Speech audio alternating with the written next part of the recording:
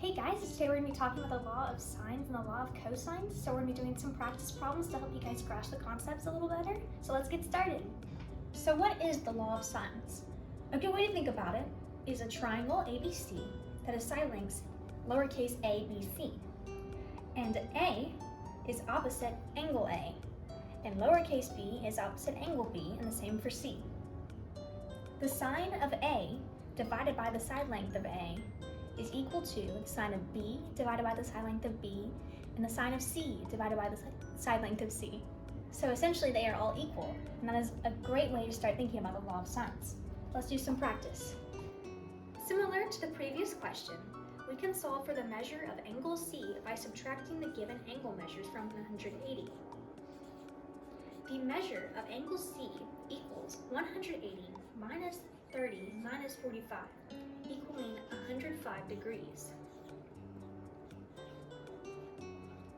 We know the measure of angle A is 30 degrees, and the length of the side opposite it is 40 centimeters. We can then establish the ratio of angles to side lengths throughout this triangle by setting up the equation 40 divided by the sine of 30 equals AC divided by the sine of 45. Thus, we know that 80 equals AC divided by the sine of 45.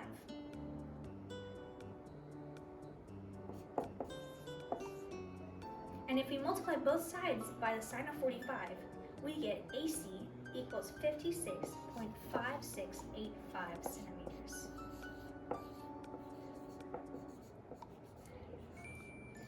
.5685 centimeters. To solve for the measure of angle C, we can use the fact that the interior angles of a triangle add to 180 degrees. As such, 180 minus 35 minus 10 equals 135 degrees, which is the measure of angle C. We can then use the law of sines to establish the ratio between the measures of angles and the length of the sides opposite them. In this triangle, the side length opposite angle B has a length of 4 inches, and angle B is 10 degrees.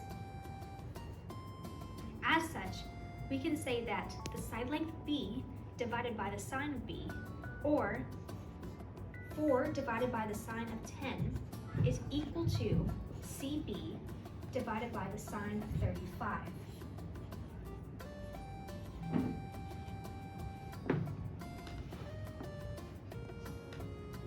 Divided by the sine of 10 equals 23.035, which we can find in our calculator.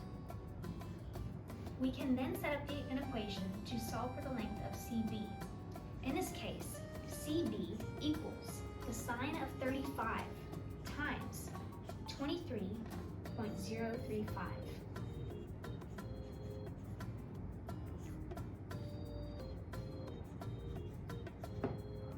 If we multiply both sides of the equation by the sine of 35, and the length of CB is thus determined to be 13.2 inches.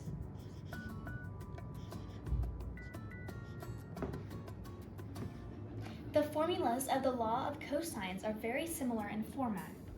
For example, if we wanted to find the length of A, we would need the lengths of B and C, all squared, minus 2 times B and C once again, and the opposite angle of the side length we're trying to find. This is the same for B squared and C squared. It's going to help us find the side lengths by using information we already have. Let's do some practice problems. We can use the fact that the interior angles of a triangle add up to 180 degrees to determine the measure of angle C. 180 minus 85 minus 32 equals 63 degrees. To use the law of cosines to determine the length of BC, we can use the equation a squared equals b squared plus c squared minus 2bc cosine of A, where A represents the side opposite angle A.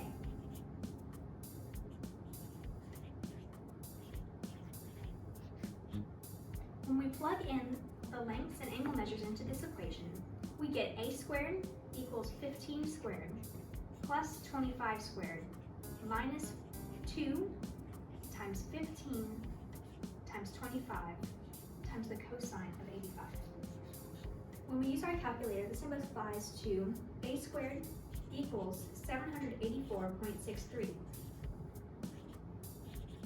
We must then take the square root of both sides to get the length of A, or BC, which turns out to be 28.01 meters.